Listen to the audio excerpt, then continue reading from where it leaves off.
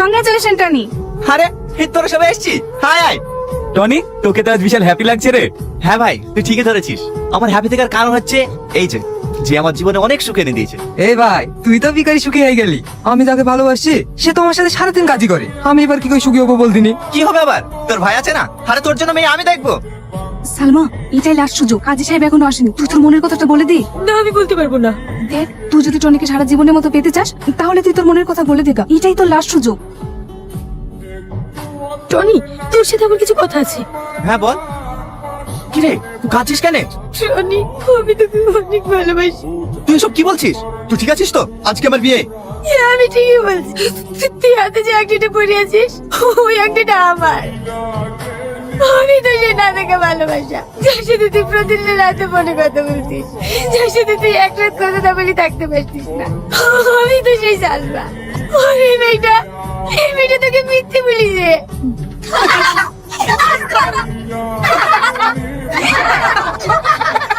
কি হলো বোন, অবাক হচ্ছ? অবাক হওয়ার কিছুই নেই, তোমার টনি তোমারই আছে। মানে মানেটা আমি বলছি, তুই নিজেকে অনেক চালাক ভাবিস তাই না? আমি অনেকদিন আগেই জেনে গেছি যে বন্ধু আমাকে পাগলের মতন ভালোবাসে সে আর অন্য কেউ না, সেটা হচ্ছে তুই। তুই কি করে জানলি? কি করে জানলাম শুনবি? তাহলে শোন।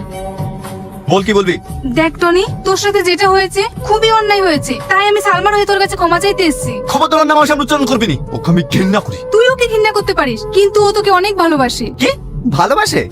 তুই সালমাকে চিনতে পারিসনি, ওই সে আংটিওয়ালা মেয়ে যাকে তুই পাগলের মতো ভালোবাসি। ইয়ে তুই কি বলছিস রে? হ্যাঁ, আমি ঠিক বলছি। তোকে যখন পুলিশ ধরে নিয়ে যায়, তোর হাতের আংটি দেখে ও তোকে চিনতে পারে। ও খুব কান্না করছিল রে, আর আফসোস করে বলছিল আমি কি ভুল করলাম। তারপরে তো প্রিন্সিপালকে সঙ্গে করে নিয়ে গিয়ে তোকে ছাড়িয়ে নিয়ে আসলো। তাহলে ও যদি আমাকে ভালোবাসে তাহলে আমাকে এতদিন বলেনি কেন?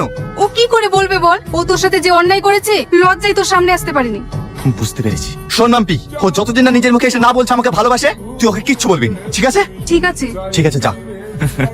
এবার আমিও দেখছি তুমি কতদিন না বলে থাকতে পারো।